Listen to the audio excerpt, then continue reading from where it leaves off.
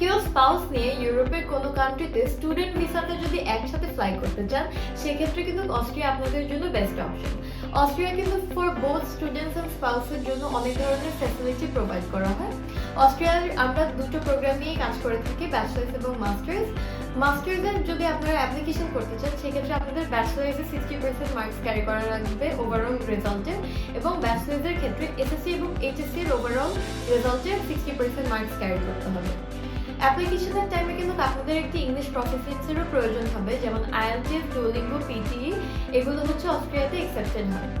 তাছাড়া অস্ট্রিয়াতে টিউশন ফিজ নিয়ে যদি কথা বলি, পাবলিক ইউনিভার্সিটিতে কিন্তু কোনো ধরনেরই টিউশন ফিজ দিতে হবে না, এবং প্রাইভেট ইউনিভার্সিটিতে 1 বছরে 7 থেকে 13,000 ইউরোর মধ্যে হয়ে থাকে।